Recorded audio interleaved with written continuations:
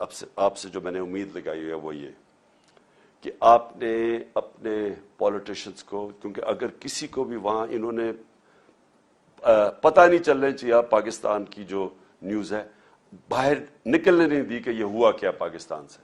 وہاں باہر بتایا جی عمران خان بڑا ان پاپولر ہو گیا تھا لیکن جی اس کو گرا دیا. انہوں نے کوئی یہ نہیں بتا رہا کہ ہمارے پاس وہ جو میں نے اس کو ڈی کلاسیفائی کر کے وہ جو ڈاکیومنٹ ہے جو سائبر ہے، جو مراسلہ ہے، جو ہمارے ایمبیسڈر نے بھیجا، جو 2 دفعہ نیشنل سیکورٹی کونسل کے سامنے پریزنٹ ہوا، جس کے اندر واضح یہ ساری چیزیں ایمبیسڈر نے خود کنفرم کیا کہ کس طرح کی دھمکی دی گئی تھی، اور پتا تھا ان کو کہ نو کانفیڈنس موشن آ رہی ہے، اور ان کو اور اس کے اوپر دھمکی دی کہ اس کو کامیاب کرنا ہے. تو اب تو کلیئر ہو گیا سب کچھ. اب تو ان کو بھی ماننا پڑا کہ جناب وہ سارا کچھ اوتھینٹک ہے، لیکن باہر نہیں پتا، آپ کے یورپ میں نہیں پتا، انگلینڈ میں نہیں پتا، انہوں نے سپریس کیا ہوا ہے. وہ بھی ان کی بھی میڈیا ان کی اسٹیٹ پالیسیز کے ساتھ رہتی ہیں، اور انہوں نے کہا ہوگا کہ یہ بھی ہمارے نیشنل انٹرسٹ میں. لیکن آپ کو کم از کم یہ پوچھنا چاہیے اپنے پولیٹیشین سے، لوگوں کو لکھنا چاہیے، لیٹر لکھنا چاہیے کہ یہ جو ہوا ہے یہ کیا یہ آپ الاؤ کریں گے اپنے ملک میں؟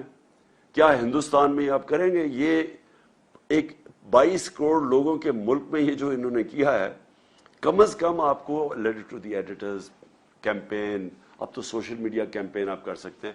آپ پلیز اس کے اندر ضرور شرکت کریں، کیونکہ وہاں آپ کی آواز اثر کرتی ہے. آ رہا ہے سن سے لے کر لوگوں کو وہ ساری فیل ہو گئی، کیونکہ لوگ ان کے ساتھ ہی نہیں تھے. آخر میں انہوں نے ہمارے پاس یہ کیا. اور میں جو آپ سے اوورسیز پاکستانی چلنے چاہیے پاکستان کی جو نیوز ہے باہر نکلنے نہیں دی کہ یہ ہوا کیا پاکستان سے. عمران خان بڑا پاپولر ہو گیا تھا لیکن اس کو گرا دیا. انہوں نے کوئی یہ نہیں بتا رہا کہ ہمارے پاس وہ جو میں نے اس کو ڈی کلاسیفائی کر کے وہ جو ڈاکیومنٹ ہے جو سائبر ہے نے بھیجا. اور یہ سوچ لیں کہ میں وہ فارن آفس میں ہے، میں ہوں پرائم منسٹر، تو یہ کس کو دھمکی دے رہا تھا وہ؟ اور اگلے دن جس کو بھی دھمکی دی، اگلے دن نو کانفیڈنس موشن ٹیبل ہو جاتی ہے پارلیمنٹ میں.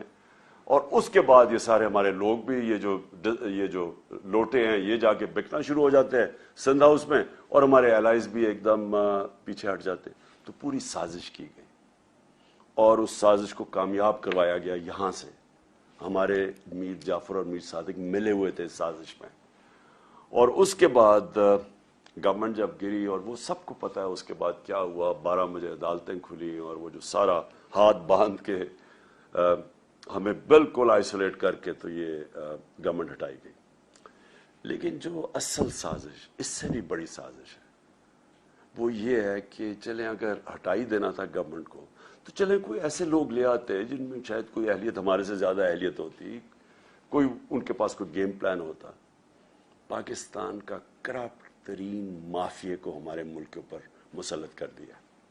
شہباز شریف کے اوپر اور ان کی فیملی پہ 40 ارب روپے کے انڈر ٹرائل کیسز ہیں، انکوائری سٹیج پہ کیسز ہیں، اور نواز شریف اور اس کی بیٹی کنوکٹ ہو چکے ہیں. اس خاندان کو اوپر لا کے ملک پہ بٹھانا، باپ جو ہے شہباز شریف وہ بھی ضمانت پہ، بیٹا جو اس کا ہے حمزہ شریف جو ہر چھوٹے چھوٹے پیسے پکڑتا تھا، جو ان کے اوپر اوپن اینڈ شٹ کیس ہے. 16 ارب کا جو ایف آئی اے کا کیس ہے وہ اتنا سیدھا کیس ہے کہ نوکروں کے نام پہ پیسے لیے انہوں نے اور اس کے بعد فیملی ممبرز میں ڈسٹریبیوٹ ہو گئے. نیب کے اندر کیس، ٹی ٹی کا کیس کیا ہے کہ یہاں سے پیسے پکڑتے تھے، اس کے بعد ہنڈی حوالے سے ملک سے باہر بھجواتے تھے، اور پھر فیک نام کے اوپر ریمیٹنسز دکھا کے پاکستان میں پیسہ لے کے آتے تھے. ایک اسپیشلی یورپ اور انگلینڈ کے اندر آپ نے ڈیموکریٹک سسٹمز کو فنکشن ہوتے دیکھا، آپ نے اداروں کو چلتے دیکھا. آپ سب سے زیادہ سمجھتے ہیں کہ جو پاکستان میں ہوا ہے اس سے زیادہ ظلم کسی قوم سے نہیں ہو سکتا کہ پہلے سازش کر کے ایک الیکٹڈ گورنمنٹ گراؤ، اور اچھا وہ گورنمنٹ گراؤ جس نے پاکستان جب سنبھالا تھا تو بینکرپٹ تھا، سب سے بڑا بیرونی خسارہ تھا پاکستان کا، جس کو کرنٹ اکاؤنٹ ڈیفیسٹ کہتے ہیں. کبھی پاکستان کی تاریخ میں اتنا بڑا بیرونی خسارہ نہیں ملا تھا. اور اس ملک کو جو بینکرپٹ ملک تھا، جدھر ہمارے پاس ڈالرز ہی نہیں تھے، اور یعنی میرے لیے اتنا وہ شرمندگی کا وقت تھا کہ مجھے جا کے باہر کے ملکوں سے پیسے مانگنے پڑے کیونکہ ہم بالکل بینکرپٹ تھے, ہاتھ پھیلانے پڑے اور شرم آتی تھی کہ لوگوں سے ہم پیسے مانگ رہے ہیں کیونکہ ہمارے پاس تو ریزروز ہی ختم ہو گیا تھا, ہمارے پاس تو دو ہفتے کی امپورٹس کے لیے پیسہ ہی نہیں تھا, ہم ڈیفالٹ کرتے جا رہے تھے. تو وہ ملک ہمیں جب ملا, اور مجھے بڑا فخر ہے کہ اس کے باوجود کہ ہمارے دوسرے سال پہ کرونا نے ہٹ کیا پاکستان کو, کرونا وائرس نے, اور آپ کو سب کو پتا ہے انگلینڈ میں, یورپ میں کیا اس کا امپیکٹ پڑا ہے. آپ یہ سمجھیں کہ یہ ہمیں باتیں کرتے ہیں اہلیت کی, کہ پاکستان وہ ملک تھا جس دنیا میں ریکگنائز ہوتا ہے کہ سب سے بہترین طریقے سے ہم نے کرونا کو مینج کیا. ہم نے اپنی اکانومی بچائی, اپنے غریب لوگ بچائے, اور پھر لوگوں کو کرونا سے بچایا. میں جو آپ سے پاکستانی آپ سے جو میں نے امید لگائی ہے وہ یہ, پھر جب بیسز کی بات آئی کہ جی افغانستان آپ جب ایویکویٹ کیا تو ہم آگے جو بیسز ہوں, ہم یہاں سے اگر کوئی ٹیررزم افغانستان میں تو کنڈکٹ کیا جائے, بالکل ان ایکسیپٹیبل ہے. ہم پہلے 80,000 لوگ مروا بیٹھے, کسی نے اپریشیٹ نہیں کیا, بلکہ افغانستان کو کئی ان کے پولیٹیشنز نے بلیم کیا کہ پاکستان کی وجہ سے ہم افغانستان میں کامیاب نہیں ہوئے. یعنی اتنا بڑا جھوٹ کہ ہماری وجہ سے کامیاب نہیں ہوئے. تو پہلے ہمیں بلیم بھی کیا, ہمارا اپریشیٹ بھی نہیں کیا, ہمارے ملک کی بھی تباہی ہو گئی, قبائلی علاقہ اجڑ گیا, اور اب کہہ رہے ہیں کہ پھر سے ہمیں بیسس. تو میں نے تو کبھی نہیں ماننا تھا. ادھر سے پرابلم شروع ہوئے, اور اس کے بعد وہاں سے یہ سازش تیار ہوئی. یہاں مل گئے ہمارے میر جعفر اور میر صادق, انہوں نے پوری طرح ان کے ساتھ یہ گیم پلان بن گیا. یہ مجھے اس کا انڈیکیشن ہو گئی تھی پچھلی جولائی کے اندر, جولائی اگست میں سمجھ گیا تھا کہ کچھ ہو رہا ہے.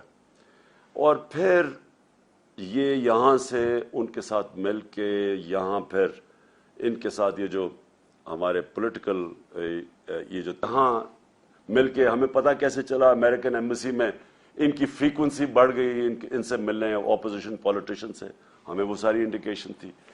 اور پھر جو ہمارے 4-5 جو تھے بیک بینچر جو خوش نہیں تھے ہماری پارٹی سے, ان کو امریکن ایمبیسی بلا کے میٹنگز کرنی شروع کر دی.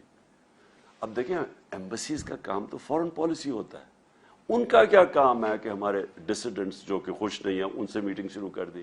اور انہوں نے جب یہ پھر یہاں جب نو کانفیڈنس ہوا تو سب سے پہلے ان لوگوں نے جا کے لوگوں کو, ہمارے لوگوں کو خریدا اور توڑا, اور یہ گو بٹوین بنے جنہوں نے امریکن ایمبیسیز میں جا کے میٹنگز کی ان کے ساتھ.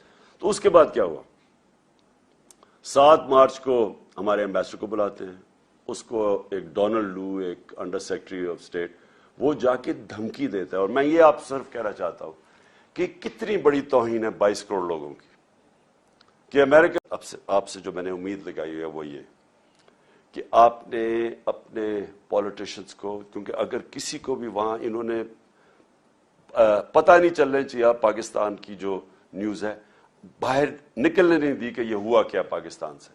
وہاں باہر بتایا جی عمران خان بڑا ان پاپولر ہو گیا تھا, دیکھیں جی اس کو گرا دیا. انہوں نے کوئی یہ نہیں بتا رہا کہ ہمارے پاس وہ جو میں نے اس کو ڈی کلاسیفائی کر کے وہ جو ڈاکیومنٹ ہے جو سائبر ہے, جو مراسلہ ہے, جو ہمارے ایمبیسڈر نے بھیجا, جو 2 دفعہ نیشنل سیکیورٹی کاؤنسل کے سامنے پریزنٹ ہوا, جس کے اندر واضح یہ ساری چیزیں ایمبیسڈر نے خود کنفرم کیا کہ کس طرح کی دھمکی دی گئی تھی, اور پتا تھا ان کو کہ نو کانفیڈنس موشن آ رہی ہے, اور ان کو اور اس کے اوپر دھمکی دی کہ اس کو کامیاب کرنا ہے. تو اب تو کلیئر ہو گیا سب کچھ. اب تو ان کو بھی ماننا پڑا کہ جناب وہ سارا کچھ اوتھینٹک ہے. لیکن باہر نہیں پتا, آپ کے یورپ میں نہیں پتا, انگلینڈ میں نہیں پتا, انہوں نے سپریس کیا ہوا ہے. وہ بھی ان کی بھی میڈیا ان کی اسٹیٹ پالیسیز کے ساتھ رہتی ہیں, اور انہوں نے کہا ہوگا کہ یہ بھی ہمارے نیشنل انٹرسٹ میں. لیکن آپ کو کم از کم یہ پوچھنا چاہیے اپنے پولیٹیشین سے, لوگوں کو لکھنا چاہیے, لیٹر لکھنا چاہیے کہ یہ جو ہوا ہے یہ کیا یہ آپ الاؤ کریں گے اپنے ملک میں, کیا ہندوستان میں آپ کریں گے؟ یہ ایک 22 کروڑ لوگوں کے ملک میں یہ جو انہوں نے کیا ہے, کم از کم آپ کو letter to the editors campaign, اب تو سوشل میڈیا کیمپین آپ کر سکتے ہیں. آپ پلیز اس کے اندر ضرور شرکت کریں, کیونکہ وہاں آپ کی آواز اثر کرتی ہے.